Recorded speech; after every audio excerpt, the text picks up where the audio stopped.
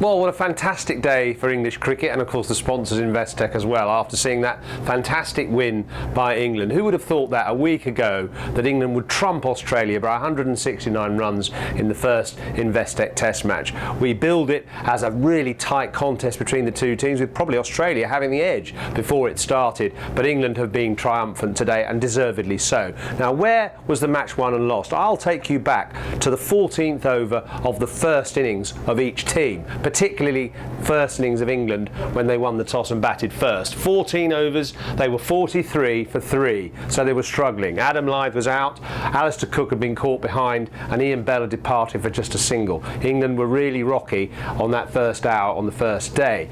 But at that point, Joe Root came into bat, and he was dropped on naught by Brad Haddin.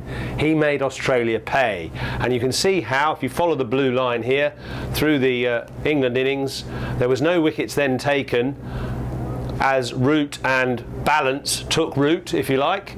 Gary Balance sticking it out, making 60, having had a few failures himself, and Root, of course, keeping the run rate going. You can see the blue line there climbing above the Australian first innings, although they batted second, and just keeping up a rate of about 4 and over, and it enabled England in the end to score 430.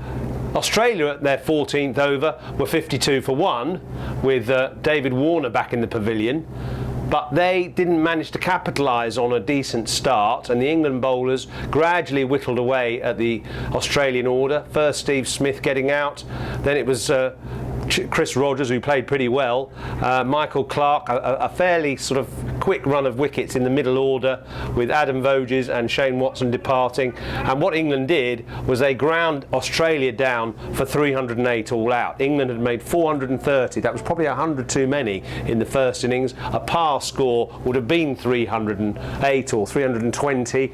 Australia allowed England to get too many in the first innings, and that in the end was decisive. Looking at today's play, Australia were never going to score the 412 to win on this difficult pitch, with the ball just nibbling around off the seam and keeping occasionally a little bit low. But they would have had a slight worry, England, at just before lunch, when Australia were 97 for 1 and looking quite positive. And it was then that Moeen Ali trapped David Warner, LBW, just the last ball before lunch. And then after that, a spate of wickets fell. In fact, 4 wickets fell for 9 runs, with Stuart Broad taking the wickets of Steve Smith and Michael Clarke, and Mark Wood weighing in with the wicket of Adam Voges. England really combining well, with pressure at both ends, never letting up on that accurate line and length. And eventually Australia ground down for 242. In fact, they did well to get that many in the end. Now, if we look at the England bowling here in the second innings, you can just see how accurate they were. Anderson, no wickets, ironically, but Broad 3 for 39 from 14 overs, so he leaked just over 2 runs and over. And I think particularly good was Mark Wood, so inexperienced, but 14 overs, 4 maidens, 2 for 53, again keeping up the pressure, applying a stranglehold on the Australian batsmen and never letting them escape. So you can see the match tracker portraying the whole match, and you can see how it ebbed and flowed. Australia certainly on top when England were 43 for 3 on that first day. Then Root and Balance and the other batsmen sort of getting England back into credit. And then, you know, there were times when Australia were on top, but I think England were always, they had that big advantage of the 100-run lead on first innings, and they really made it tell today, so that Australia had absolutely no chance. It was just a question of whether they could hold out for the last day, but they didn't, and England won by a colossal 169 runs. Who would have thought that? Well, no one really, but now they take a great advantage into the second test at Lord's. So a wonderful match for English cricket. Alistair Cook must be absolutely cock-a-hoop.